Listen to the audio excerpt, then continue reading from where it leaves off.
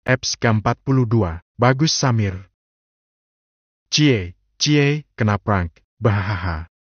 Kedua mata Letta berkedip pelan, menatap serius wajah Cakra yang juga menatap padanya. Mungkin 10 menit berlalu, tapi nggak ada sepatah kata pun yang keluar dari bibir Cakra. Letta jadi mengerucutkan bibir. Katanya mau cerita. Ditungguin juga! Kesalnya. Cakra jadi terkekeh kecil melihat muka kesel bininya. Berhasil lihat muka kesel itu, rasanya gemes banget. Tangannya terangkat. Cium dulu sini. Kangen banget gue. Mendengar dan melihat wajah ganteng suami yang sekarang sudah nempel di hati dan pikiran, kedua pipi Letta jadi memerah. Dia menahan unfuk tak tersenyum sampai wajahnya panas banget. Cakra, ih! Ranyaknya, tapi nurut juga. Letta beranjak dari duduk, dia sudah membungkuk, tapi berhenti saat bibirnya ada tepat di depan bibir Cakra. Dia tersenyum dengan kedua mata yang beradu tatap. Mungkin 2 menit, Letta menarik wajah dan menutup mulut yang tertawa kecil. Nei! Seru Cakra, wajahnya kecewa dan bertanya-tanya. Kenapa nggak jadi cium? Letta gantian ketawa seneng liat muka merengek Cakra yang asli dia kalau lagi kayak gini ngengenesin banget. Letta nabok tangan Cakra yang memintanya. Cerita dulu, ih. Lagian lo baru bangun juga, udah minta cium. Ya namanya aja kangen. Kangen ciuman sama bini sendiri apa salahnya? Buru! Ngotot si Cakra, tangannya berusaha menggapai lengan Letta. Sebenarnya nggak pengen nuruti sih, tapi dia beneran sayang banget sama Cakra. Akhirnya mengalah, membiarkan saja tangan Cakra menarik tengkuknya, lalu bibirnya dikecup. Beberapa kecupan sampai rasa kangen Cakra telah sedikit terobati. Nei, pen klonin elo. Ngomongnya setelah ciuman terlepas. Letta mengusap bibir Cakra.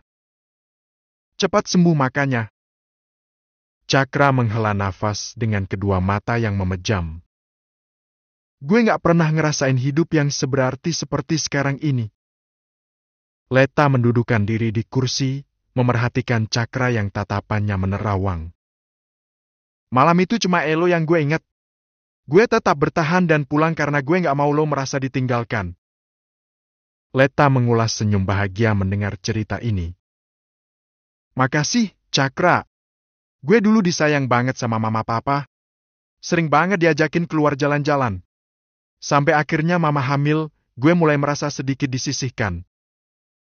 Cakra melirik Letta, tangannya mencubit pelan pipi kabi Letta. Clara juga cantik ke elo. Dia imut dan baik banget. Papa sering marahin gue kalau Clara bikin salah. Papa juga sering banget beliin Clara mainan, tapi udah gak pernah lagi beliin buat gue. Dari saat itu, gue udah ngerasa sakit hati. Dan, ceklek, pintu ruang rawat terbuka dari luar. Refleks banget Letta menoleh ke arah pintu, begitu juga Cakra yang menatap ke arah sana dengan kedua mata yang melebar. Di sana, 2 lelaki dengan pakaian santai menyunggingkan senyum. Lelaki yang tentu saja Cakra kenal karena sudah beberapa kali pernah ngopi bareng mereka. Bagus menutup pintu, menguncinya dari dalam lalu saling lirik dengan Samir, temannya. Agah! Ringis Cakra, berusaha untuk beranjak dari ranjang. Satu tangannya menarik lengan Letta yang bengong. Cakra? Seru Letta, menatap wajah kesakitan Cakra dengan begitu khawatir. Tatapan Cakra begitu tajam dan penuh emosi pada kedua lelaki di sana. Nei, lo keluar dulu ya? Suruh ya. Kening Letta jadi berlipat. Dia melirik ke arah lelaki bertubuh kekar dan terlihat begitu kuat. Bagus, lelaki yang berkumis melipat kedua tangan di bawah dada. Kedua mata Letta mendekik melihat ada karel pisau di saku celana bagian belakang milik Bagus. Urusan kalian sama gue. Biarin dia keluar dulu. Cakra berucap. Letta menggelengkan kepala, hal buruk yang sudah pernah ia lihat sekali, dia nggak mau melihatnya lagi. Enggak, gue nggak mau pergi. Nei, Gue udah bilang, apapun yang akan lo hadapi, gue akan selalu ada. Gue nggak mau pergi. Tolak Letta. Nei, ini nggak sesederhana yang ada di pikiran Elo. Letta tetap menggelengkan kepala, dia malah berhambur memeluk Cakra. Gue mau tetap ada di mana lo berada. Cakra mendesah, memegangi luka di bagian bawah dadanya yang terasa semakin sakit. Jahitannya baru 2 hari, tentu saja belum kering. Kepalanya berdenyut, tubuhnya lemas tak tertahan. Cakra menatap tajam ke arah Samir yang mulai mendekat dengan tangan yang sudah memegang Kara. Lo sentuh gue nggak masalah. Tapi kalau sampai kalian sentuh dia, sekalipun gue mati, arwah gue bakalan menghantui kalian sampai liang kubur. Cakra meringis lagi, mencengkram punggung Letta menahan rasa sakit. Bagus terkekeh.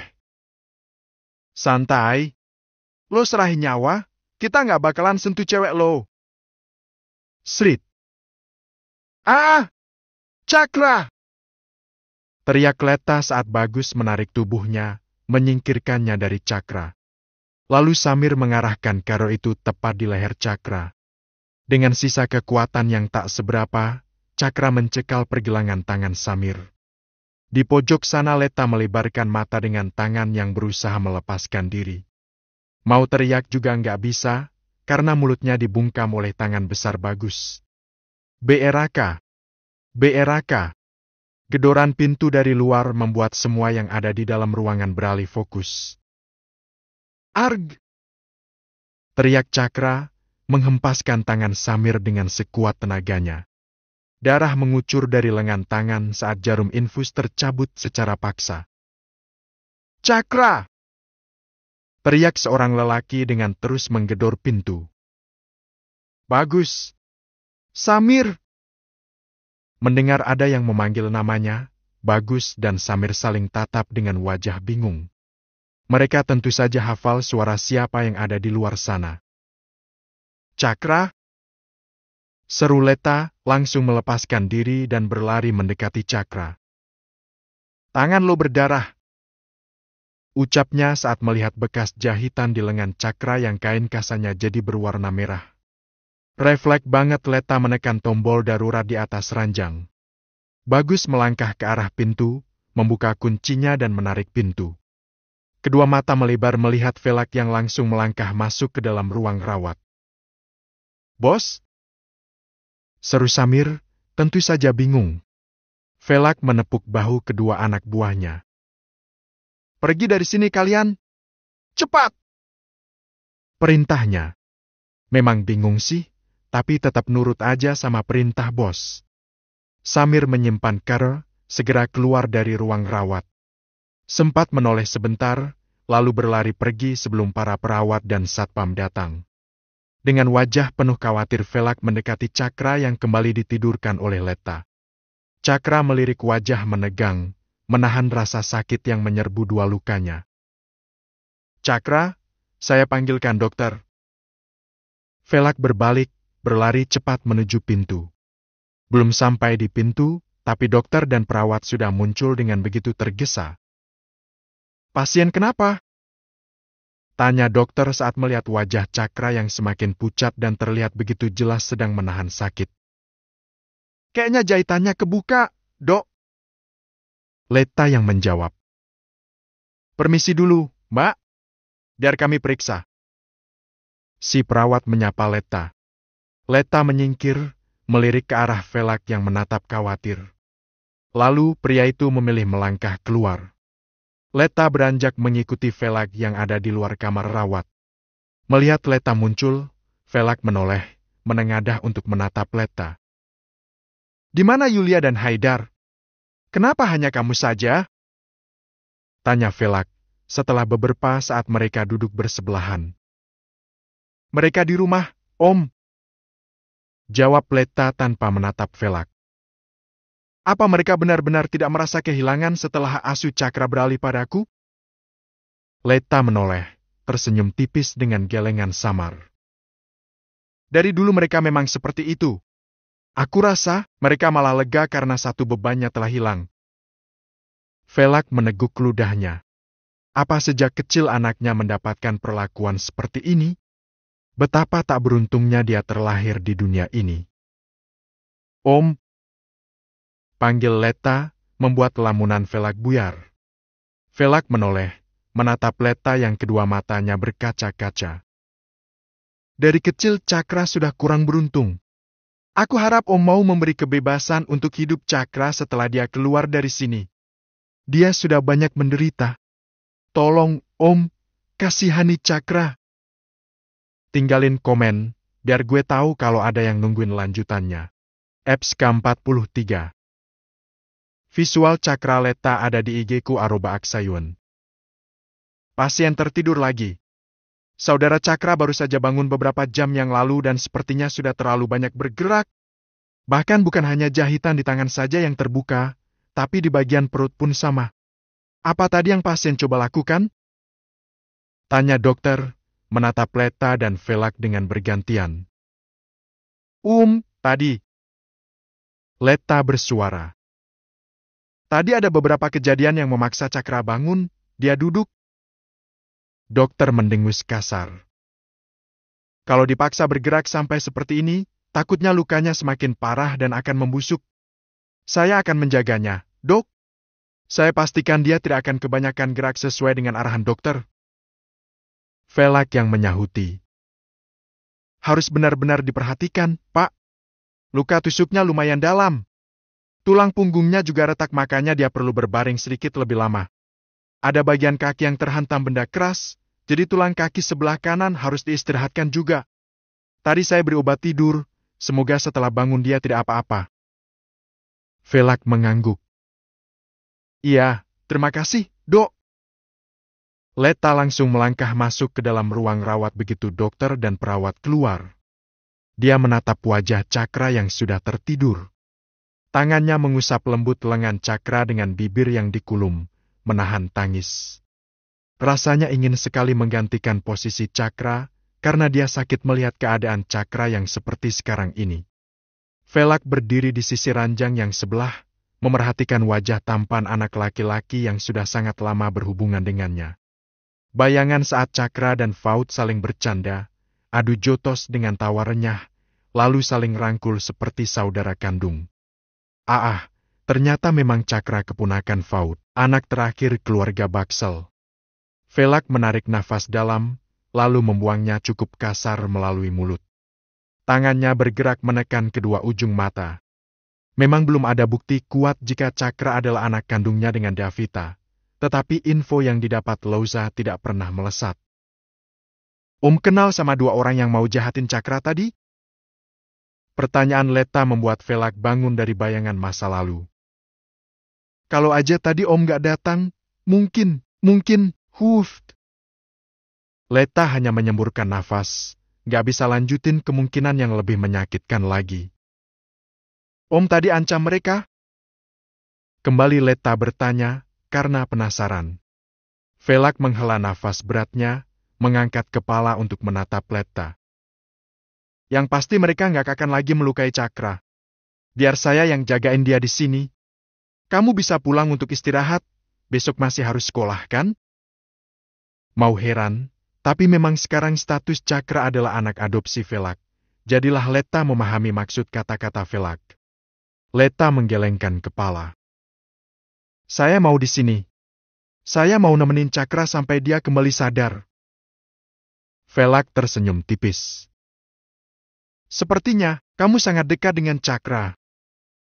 Letta tersenyum mendengar kalimat berupa kesimpulan yang baru Velak lihat. Mungkin untuk gadis kecil seperti saya ini terlihat terlalu berani. Padahal saya tahu kalau sekarang Cakra sudah menjadi anak angkat Om. Tetapi saya sudah berjanji untuk nggak meninggalkannya dalam keadaan terburuk sekalipun.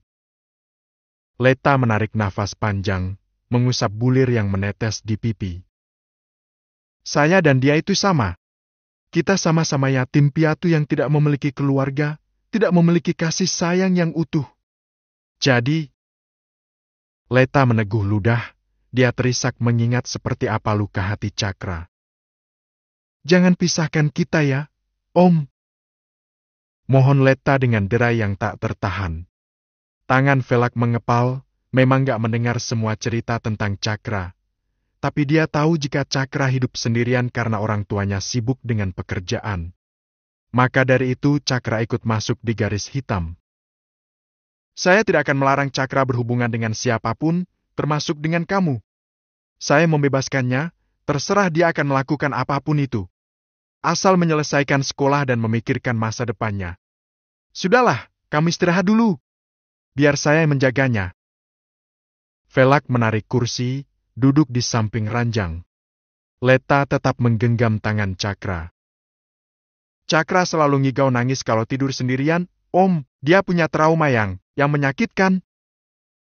Velak makin serius menatap Leta. Trauma? Tanyanya, ingin cerita yang lebih panjang. Leta mengangguk, dia balas menatap Velak. Gak tahu kenapa, emang si baru kenal, tapi ada rasa nyaman berbagi cerita ke Velak daripada ke Mama Yulia. Aku gak tahu cerita detailnya. Cakra belum cerita soal traumanya. Tapi sejak kecil Cakra menang sudah tak diberlakukan dengan adil. Untuk apa Yulia dan Haidar mengangkat Cakra sebagai anak jika Cakra diperlakukan seperti itu? Tanya Velak, terlihat sekali jika dia tak terima. Leta hanya menggeleng saja. Dia meletakkan kepalanya di tepi ranjang dengan tangan yang tetap menggenggam tangan Cakra. Malu? Kayaknya malunya udah hilang deh. Cakra?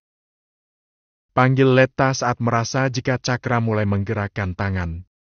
Pelan kedua mata Cakra terbuka, lalu bibir kering itu menghela nafas kasar dengan dada yang terlihat pergerakannya.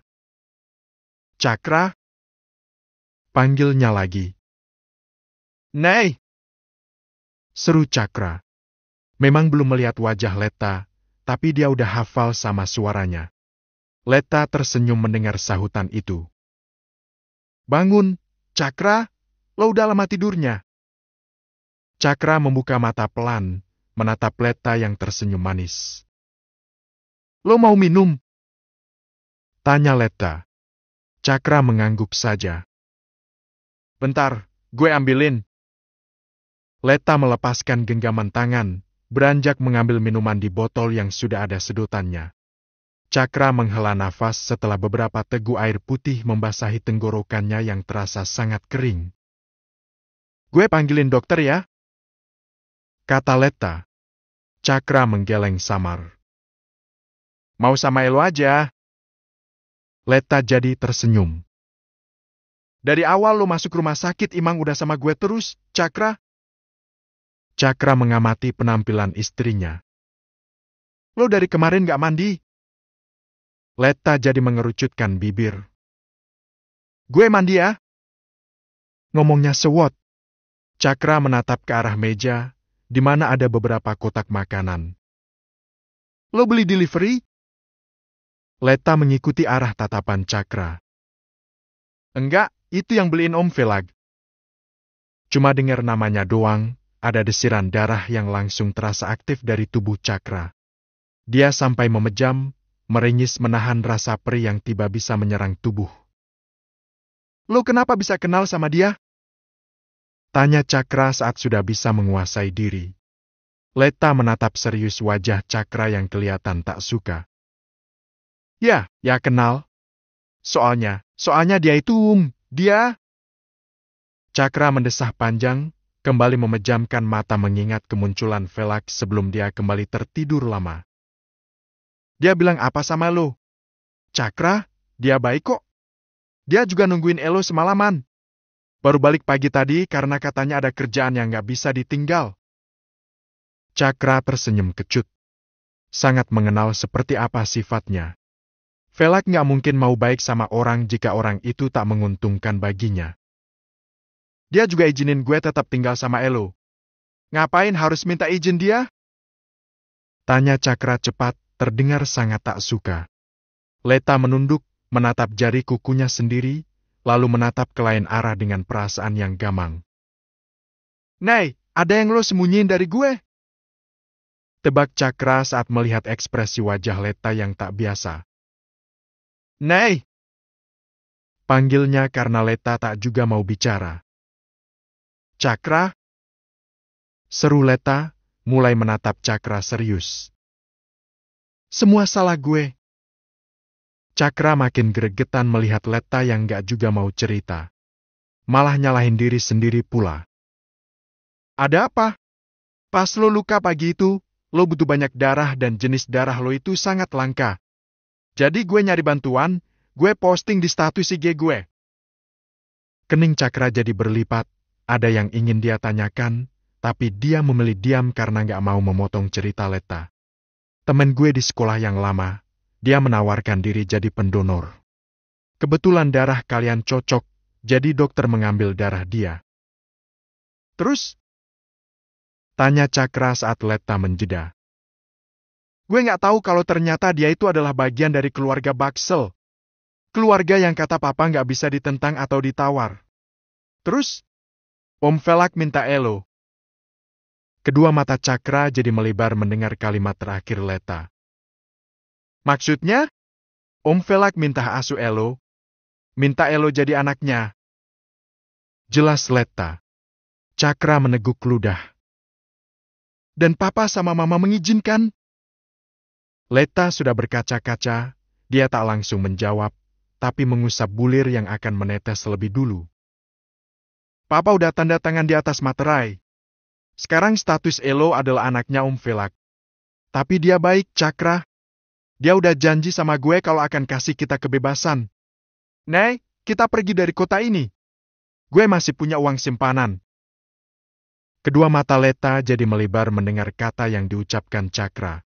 Ya, dia tahu pasti sakit banget dipindah adopsi ke anak kucing begini, tapi kenapa harus pergi dan menghindar? Eps ke-44